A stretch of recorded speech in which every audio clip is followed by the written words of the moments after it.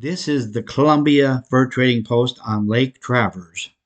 The drawing was done in 1823, but this was not the first fur trading post on this lake. The Hudson Bay Company had a trading post while the lake was still part of Canada. See where the map dips down? The Canadian border was between Lake Traverse and Big Stone Lake. Robert Dickinson from Scotland had married the daughter of Chief Red Thunder and established the first in 1797. You can see Lake Traverse in the distance. Just before you get there, you'll cross Jim Creek. That was the location of Sweetcorn Village. You can see it located on this map as a Yankton village. Across the lake is the trading house of the Columbia Fur Trading Company. Prior to the arrival of Chief Sweetcorn, this was probably the village of the Wahpeton chief Red Thunder. The cornfields may have looked something like this. Gabriel Renville was born here in 1825. His parents were Victor Renville and Winona Crawford. Winona had a young daughter from a previous marriage. That daughter, Susan Frenier, would marry Joseph R. Brown and become the mother of Sam Brown of Browns Valley. In 1821, the Hudson Bay Company and the Northwest Company merged, dismissing some 900 employees.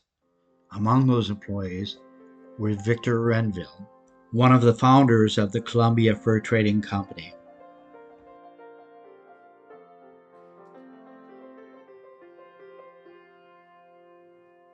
In 1825, the American Fur Trading Company bought out the Columbia Fur Trading Company, and by 1835, Joseph Renshaw Brown took over the trading post on Traverse. He and his wife, Susan Frenier, had a son, Sam Brown of Browns Valley.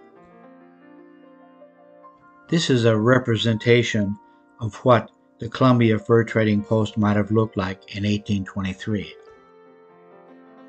The building would have been quickly built with whatever was available locally, which generally was trees, with rooms for employees, a better room for management, a special room for the clerk, and the store itself. This trading post, as well as other posts, were far away from British, Canadian, or American authority, so had to provide a reasonable service to the local people to be allowed to be there.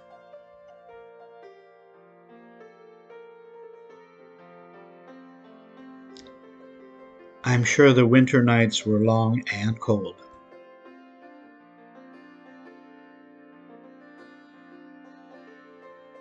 Most of the employees and management had a French Canadian and American Indian heritage.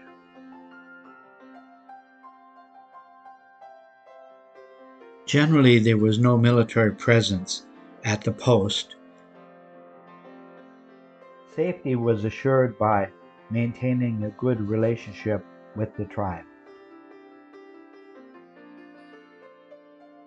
Employees of the post would have to hunt and or buy food from local people.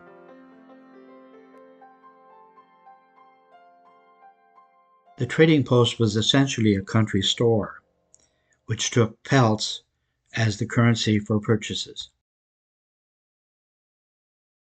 Pelts that were cleaned, tanned, and smoked would be brought in and traded for a variety of goods: metal hatchet heads, metal pots and pans, decorative items, wool blankets, tobacco, rifles and gunpowder, needles and thread, metal fish hooks, all became part of the local lifestyle. Anything the trading post could sell, they would.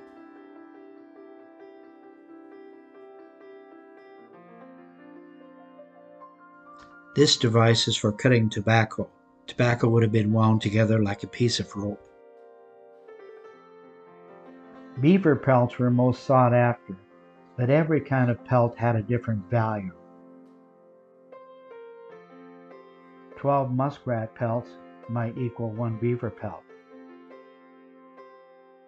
20 squirrel pelts might equal 1 beaver pelt.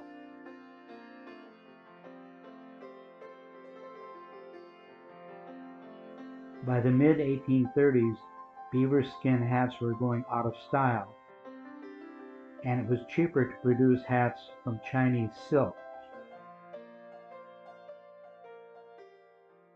In July of 1837, the American fur trading company steamship St. Peter's arrived in Fort Clark, North Dakota. Some of the passengers had smallpox.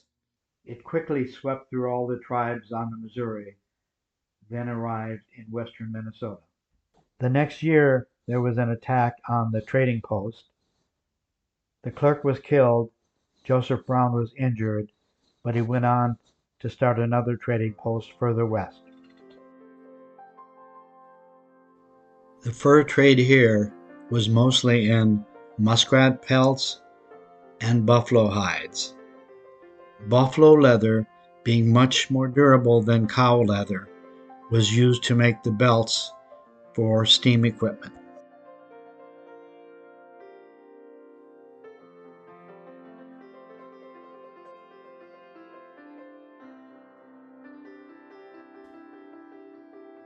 The complete story is way too complicated to present in this short video, but there are links to the source material in the description.